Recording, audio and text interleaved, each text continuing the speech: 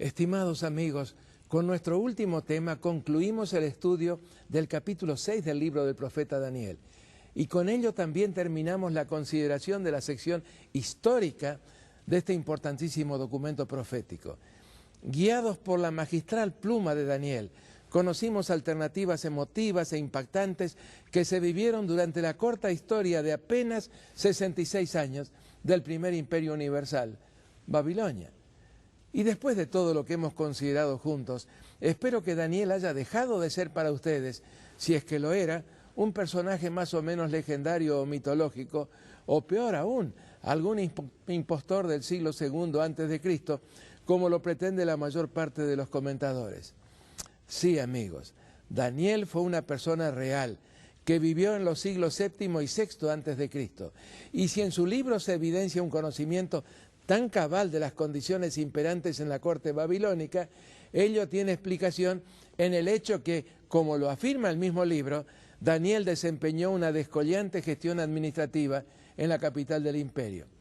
Si comparamos las informaciones que los historiadores griegos clásicos, me refiero a Heródoto, Tucídides y Jenofontes, nos proporcionan acerca de Nabucodonosor y sus sucesores, y la que dejó registrada Daniel, observamos que mientras que aquellos se equivocaron en muchas instancias, no fue ese el caso con Daniel. Los descubrimientos arqueológicos han dado y siguen dando la razón a Daniel al punto de que no se ha descubierto inexactitud alguna en los 12 capítulos de su libro.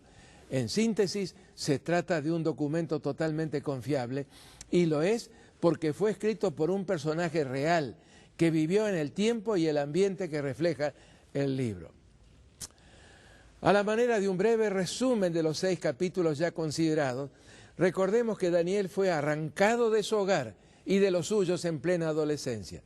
Para ser más exactos, en el año 605 a.C., en ocasión de la primera caída de Jerusalén bajo los babilonios. Llevado como rehén a Babilonia juntamente con muchos otros jóvenes, tuvo la oportunidad de educarse en la renombrada Universidad Imperial. Su inquebrantable decisión de permanecer leal a Dios en la tierra de su cautiverio, compartida también por 3 de sus compañeros, se tradujo en la exitosa culminación de una carrera brillantísima y el rápido ascenso a puestos de responsabilidad y privilegio en la estructura administrativa del imperio. En esas precisas circunstancias, cuando surgía al tablado histórico del planeta el primer imperio universal, Dios decidió acercarse a su primer gobernante con el propósito de darle a conocer sus planes para la humanidad e invitarlo a colaborar con él en el cumplimiento de los mismos. Y aquí una aclaración. El libro de Daniel no consigna estos episodios históricos con el propósito de fabricar un aura de heroísmo en torno a los 4 hebreos. Lo que el libro trata de enseñar, y lo hace en términos inequívocos, es la relación entre el poder divino y los gobiernos humanos en la conducción de la historia, porque los acontecimientos que hacen la historia no responden únicamente a las planificaciones de los depositarios del poder. La historia no es el resultado de acciones meramente arbitrarias y caprichosas, determinadas exclusivamente por decisiones surgidas de circunstancias más o menos accidentales. Es cierto que a primera vista ese parecería ser el caso. Una interminable sucesión de eventos inconexos, sin rumbo ni propósito, pero detrás de esa aparentemente abigarrada confusión de nombres de individuos, de lugares y de fechas claves, están una inteligencia suprema y una mano todopoderosa que van guiando las cosas de acuerdo a un sublime designio y propósito de amor hacia el hombre y su mundo. Varios años le costó a Dios lograr la cooperación de Nabucodonosor II. Paso a paso y forzado por las circunstancias, el rey fue admitiendo primero y confesando después la grandeza y el poder de quien verdaderamente tiene en sus manos el control de la historia y los acontecimientos históricos. Todo lo relacionado con el sueño de la estatua y su interpretación lo convenció de que el Dios de los hebreos era realmente sabio.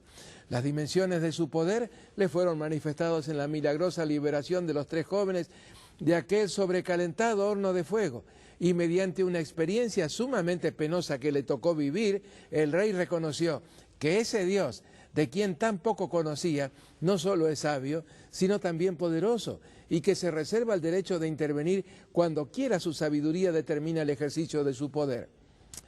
Estas lecciones tan vitales no fueron aprendidas por sus sucesores inmediatos, y ni por Nabonido ni por Belsasar, los dos últimos monarcas del imperio babilónico. Mientras Nabucodonosor finalmente decidió seguir el bendecido sendero de la sumisión y de la obediencia, es decir, el de la colaboración con Dios, aquellos prefirieron una desafiante actitud de rebeldía hacia los propósitos divinos y terminaron cosechando las consecuencias de lo que sembraron. En síntesis, apreciados amigos, estos 6 capítulos del libro de Daniel no deben verse como una simple crónica histórica, no. En ellos se nos ofrecen las evidencias de un propósito superior en el devenir de los acontecimientos y la forma o formas mediante las cuales el autor de este propósito se acerca a los hombres que ocupan posiciones de preeminencia para concederles el privilegio de colaborar con él en el logro de ese objetivo. Daniel y sus compañeros fueron solamente instrumentos o representantes que Dios utilizó para acercarse a Nabucodonosor, y por eso se los menciona, aunque no para centrar la atención en ellos. Contemplada la historia desde este ventajoso mirador, la profecía bíblica cobra una dimensión y un realismo muy significativos. De hecho, trasciende inmensamente las adivinaciones que en nuestros días pretenden un carácter similar. Hay una enorme diferencia entre una presunta anticipación de lo que podría ocurrir en el transcurso de un año determinado y la anticipación de eventos a ocurrir en el transcurso de siglos. Hay una enorme diferencia entre el vaticinio de eventos irrelevantes, de una ocurrencia más o menos impersonal y ambigua, totalmente librada al azar, y un así dice el Señor, en el que se describen anticipadamente imperios, personajes y fechas precisas.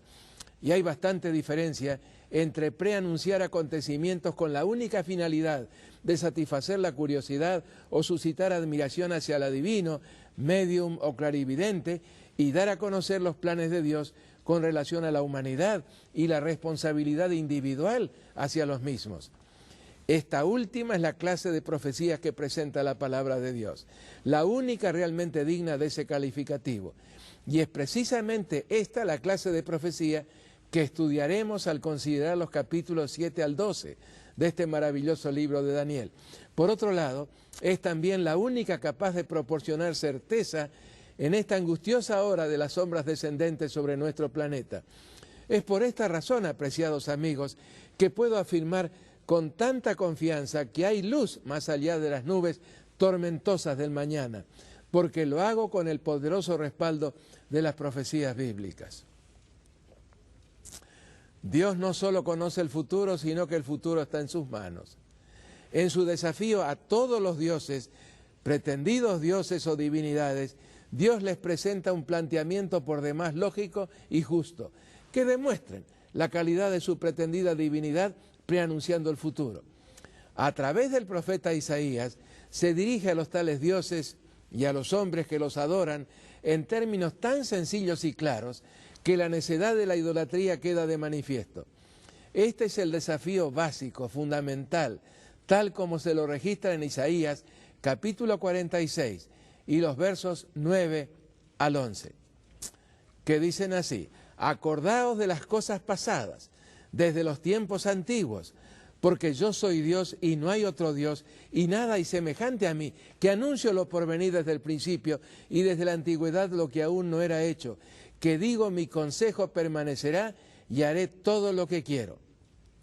En otro pasaje, esta vez del capítulo 44 del mismo libro, se especifica otra faceta del mismo desafío. Me refiero a Isaías 44, los versos 6 y 7. Así dice Jehová, Rey de Israel, y su Redentor, Jehová de los ejércitos: yo soy el primero y yo soy el postrero, y fuera de mí no hay Dios. ¿Y quién proclamará lo venidero, lo declarará y lo pondrá en orden delante de mí, como hago yo desde que establecí al pueblo antiguo? Anúncienles lo que viene y lo que está por venir. Y nuevamente en el mismo capítulo de Isaías, Isaías 44, los versos 24 y 25. Yo, Jehová, que lo hago todo, que extiendo solo los cielos, que extiendo la tierra por mí mismo, que deshago las señales de los adivinos y enloquezco a los agoreros, que hago volver atrás a los sabios y desvanezco su sabiduría. Todavía una declaración más, en la que Dios reitera el mismo desafío, esta vez en Isaías 47, los versículos 13 y 14. Comparezcan ahora y te defiendan los contempladores de los cielos, los que observan las estrellas, los que cuentan los meses, para pronosticar lo que vendrá sobre ti. He aquí que serán como tamo, fuego los quemará, no salvarán sus vidas del poder de la llama. ¿No es este un reto lógico y ecuánimo, apreciados amigos? Dios les concede la ventaja de utilizar el método de adivinación que más les plazca, desde el simple análisis de los acontecimientos hasta las afiebradas cavilaciones de la astrología y de la nueva era. La dirección del método la deja librada a la conveniencia de quien pretenda divinidad o conocimiento del futuro derivado de alguna presunta divinidad. El desafío sigue en pie a pesar del paso de los siglos y de tanto avance en todo campo del conocimiento humano, particularmente el que se ha logrado en las últimas décadas a través de las maravillas de la computación y de la informática. Si algo ha probado y comprobado este desafío, es que Dios sigue siendo Dios, el único Dios en posesión del futuro. Por otro lado, el Señor nos da la garantía de que no hará nada en la historia humana sin antes revelar mediante sus profetas sus designios, sus planes y propósitos a sus hijos. Por esta razón, y en forma insistente, los escritores bíblicos de ambos testamentos aconsejan a sus lectores a dejarse guiar y orientar por las profecías. Allí está San Pablo, el gran predicador del siglo I de nuestra era, aconsejando a los cristianos de todos los tiempos. En la primera carta a los Tesalonicenses 5:19, no menospreciéis las profecías. Aunque a primera vista no parezca así, en el original griego esta orden resulta muy enfática. Debemos prestarles atención, estudiándolas cuidadosamente. Lo que resulta particularmente interesante es que esta orden, registrada en 1 Tesalonicenses 5:20, va precedida de otra igualmente enfática que dice en el verso anterior, no apaguéis el espíritu. Esto sugiere que hay una relación muy estrecha entre lo que escribieron los profetas y la obra e influencia del Espíritu Santo. Es más, la Biblia asevera vez tras vez que los escritores bíblicos escribieron por inspiración del Espíritu Santo. Por lo tanto, quien desprecie las profecías bíblicas o las interpreta en forma antojadiza y acomodaticia, no lo está haciendo bajo la influencia del Espíritu de Dios. Por otro lado, ¿qué podría decirse de cualquier ministro religioso, no importa cómo se llame su denominación o iglesia, que nunca o muy rara vez hace referencia a las profecías en sus mensajes? Recordamos que el apóstol especificó, no apaguéis el espíritu, no menospreciéis las profecías. Es de extrañarse entonces que cuando se dejan de lado las profecías, tantas predicaciones, tantos sermones, resulten opacos y mortecinos, sin vida ni desafío. Es que el Espíritu Santo no está en ellos, si es que se acepta esta declaración de San Pablo. ¿No es realmente solemne el pensamiento de que el fuego del Espíritu Santo pudiera irse apagando en los ministros religiosos que descuidan dar a sus mensajes una clara contextualización profética? Allí está también el consejo de San Pedro, colocando la revelación profética por encima, muy por encima, de cualquier vivencia o impresión personal. En su segunda carta o epístola, Pedro asegura a sus lectores que el evangelio que predicaban él y sus colegas, los apóstoles, no era de invención o fabricación humana, sino el testimonio de hechos reales, proclamados por testigos presenciales. El apóstol afirma haber participado personalmente de la extraordinaria escena que se verificó sobre el monte de la Transfiguración. Allí pudo ver con sus propios ojos la gloria de Cristo y escuchar con sus propios oídos la voz del Padre proclamando la misión de su Hijo. Pero por encima, muy por encima de estas vivencias personales, destaca el apóstol en su segunda carta, capítulo 1, verso 19, tenemos también la palabra profética más segura, a la cual hacéis bien en estar atentos, como a una antorcha que alumbra en lugar oscuro, hasta que el día esclarezca y el lucero de la mañana salga en vuestros corazones. El consejo de estos dos destacados apóstoles apunta exactamente a lo mismo. Si queremos contar con la ayuda del Espíritu Santo, si queremos que nuestras vidas estén bajo su vivificante influencia, necesitamos prestar atención no a las impresiones que podamos tener, sino a las profecías que fueron dadas y registradas por inspiración del mismo Espíritu.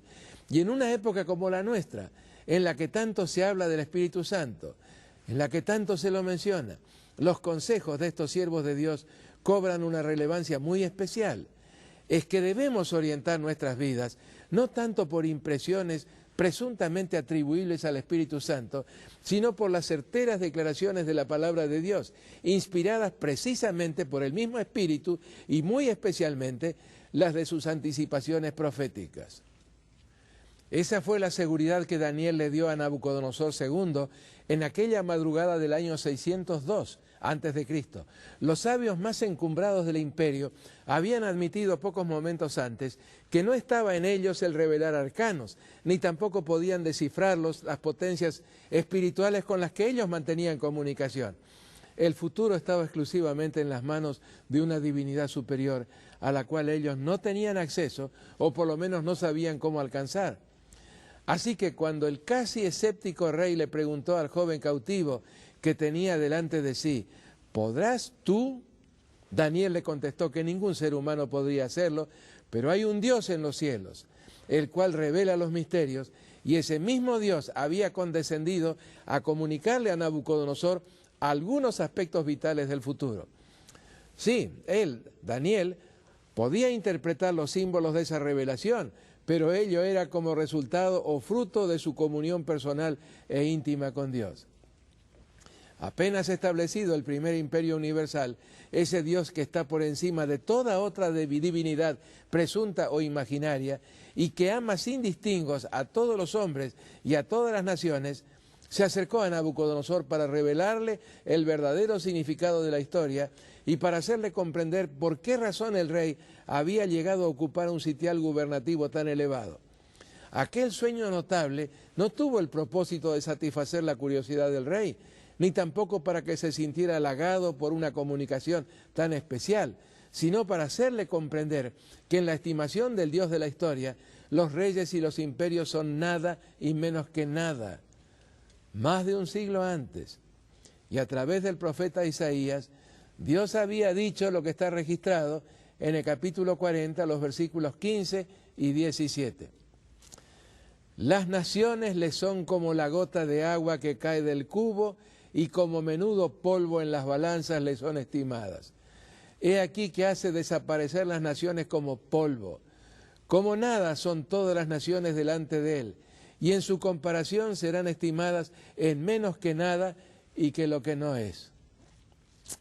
¿Qué dama presta atención a alguna gota de agua que pueda caérsele del cubo o del grifo o válvula del agua corriente? ¿Qué tendero o almacenero presta atención al polvillo que pudiera quedar en el plato de la balanza luego de haber pesado alguna verdura? En las palabras registradas por el profeta, el poder o la grandeza de las naciones y de quienes las gobiernan delante de Dios son como nada y menos que nada. La grandeza de las naciones y la dignidad de quienes las dirigen no se miden por sus logros materiales, no importa cuán extraordinarios pudieran serlo, sino por su fidelidad en el cumplimiento de los propósitos divinos. A ese joven rey, que se encontraba en el pináculo de la realización de sus posibilidades y que soñaba con el establecimiento de un reino permanente, más eterno, Dios le reveló que un reino tal habría de establecerse, sí, pero no en los días del monarca y ni en los de sus sucesores, ni en virtud del poder de Babilonia, sino mucho después y por directa intervención del Altísimo. Es más, ese reino eterno no sería Babilonia, sino el reino de Dios, un reino en el cual no habría ni siquiera una hebra de orgullo o poderío humanos, sino solamente caracteres recreados a la semejanza divina, hijos de Dios. Al joven rey, preocupado por el futuro y lleno de expectativas, de esperanzas y de temores acerca de lo que podría acontecer con su imperio, Dios le dio un anticipo, un preestreno, por así decirlo, de la historia. 4 imperios universales, solamente 4, habrían de sucederse uno al otro sobre el escenario terrestre.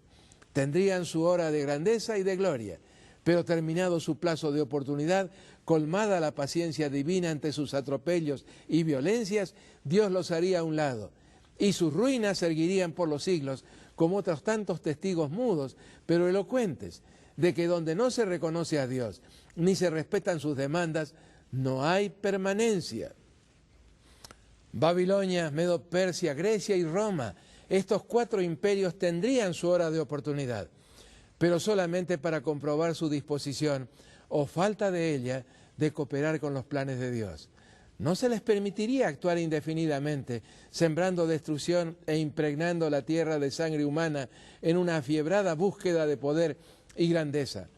Roma, el imperio de hierro, sería el último en eclipsarse, y en su lugar surgiría un puñado de naciones, animadas siempre con la intención latente de reconstituir su unidad y dominio. Pero aunque se agotaran los recursos de la diplomacia y de alianzas de todo tipo, esa quimera no se realizaría.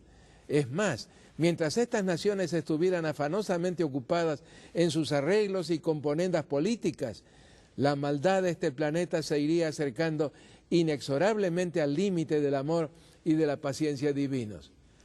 Cruzado ese límite imponderable, Dios intervendría decisivamente en los asuntos humanos. Esa gigantesca estatua del necio esfuerzo humano, porque es necio todo aquello en que no se toma en cuenta a Dios, sería pulverizada, barrida para siempre, a fin de ceder su lugar a ese reino que nunca se corromperá, sino que permanecerá para siempre. Mucho sufrimiento le costó a Nabucodonosor aceptar el hecho de que él, a pesar del enorme poderío que tenía a su disposición, no estaba en control ni del tiempo ni de la eternidad. Sencillamente no tenía el control de la historia en sus manos. Quiso rebelarse una y otra vez contra esa realidad, pero solo para caer derrotado ante su inexorabilidad. Cuando finalmente la aceptó, y esa fue indudablemente la mayor de todas las victorias que lograra en su vida, se vio libre de las ansiedades del futuro. En cuanto a su reino, haría todo lo que estuviera en sus manos para conducirlo de acuerdo a los planes divinos, a los que había aprendido a evaluar como sabios y providentes. Y en cuanto a su vida, una vez que la colocó en las manos de Dios, la sintió segura. Ya no había nada a lo cual temer, ni en el presente ni en el futuro, porque nada podría ocurrirle sin el conocimiento de su gran protector. Sí, era cierto que por muchos años lo había considerado como un enemigo, pero ahora había finalmente comprendido que ese Dios era en realidad el único protector de su reino y su persona. Luego de este ajustado repaso, estamos en condiciones de iniciar el apasionante estudio del capítulo 7 del libro de Daniel. Qué bueno sería, apreciados amigos, que ustedes pudieran leer este capítulo anticipadamente en sus Biblias. Si lo hicieran, estoy seguro de que comprenderían con mucha mayor facilidad su certera y esperanzadora orientación. El tiempo nos indica nuevamente que debemos ir terminando nuestras consideraciones de hoy. Pero no quisiera hacerlo sin antes darles la garantía de que lo más interesante, lo más significativo de nuestro estudio está todavía por delante. A decir verdad, recién lo estamos comenzando. Qué Dios tan maravilloso el que nos da su revelación en la Biblia. ¿Lo conoce usted realmente, apreciado amigo, apreciada amiga? Ese conocimiento de sí mismo, esa familiaridad con Él que Él nos ofrece, es también la garantía de la recepción de la vida eterna. Una vida que solo podrá compararse con su vida, la vida de Dios. Jesús lo resumió todo en dos frases, registradas en San Juan 17, el verso 3. Y esta es la vida eterna, que te conozcan a ti, el único Dios verdadero, y a Jesucristo que has enviado. Y ese Dios, quien no solo nos ofrece su amistad, sino que también quiere abrir los portales del futuro y de la eternidad delante de sus hijos. ¿Con qué propósito? Según Romanos 15, 4, para que por la paciencia y la consolación de las Escrituras tengamos esperanza. Esperanza, fe, qué dimensión hermosa y animadora añaden a la vida en estos tiempos tan turbulentos la esperanza y la fe. Me pregunto si las ejerce usted. ¿Sabe por experiencia propia qué significa vivir por encima de los problemas y de las circunstancias? Si este gozo se hubiera eclipsado en su vida, o si tal vez nunca lo experimentó, ¿por qué no intentar adquirirlo? Dios se lo ofrece generosamente, sin medida. ¡Qué bondadoso que es Dios! A veces hemos dejado pasar años en nuestra vida sin tener ningún interés de relacionarnos con Él. Y ahora que la verdad llega a nuestros corazones, que su Espíritu comienza a trabajar en nuestras vidas y en nuestras mentes, allí nos encontramos con un Dios que nos ofrece grandes, grandes bendiciones. ¿Qué bendiciones? Las que mencionamos recién. Fe, esperanza, certidumbre, seguridad en medio de estos tiempos tan difíciles. ¿Quisieran ustedes unirse conmigo en una oración que elevaremos a este Dios? Nuestro Dios, el creador del universo y de nuestras vidas, el que tiene a su cargo nuestro futuro y que anhela realmente concedernos la salvación. Oremos, queridos amigos. Nuestro Dios, creador y sustentador de todo el universo, ante ti venimos humildemente, reconociendo que no nos pertenece a nosotros el dirigir nuestras vidas, sino que lo más inteligente que podemos hacer es entregarla en tus manos de amor. Sí, tu Hijo amado murió por nosotros, y ahora nos ofrece no solamente fe y esperanza en esta vida, sino lo que es más, la vida eterna, una vida que solo podrá compararse con la tuya. Gracias, querido Padre, por esta hermosa seguridad, esta preciosa certeza que mediante tu revelación, tus profecías, colocas en nuestros corazones. Una vez más, nuestro Padre Celestial, muchas, muchas gracias en el nombre de Jesús. Amén.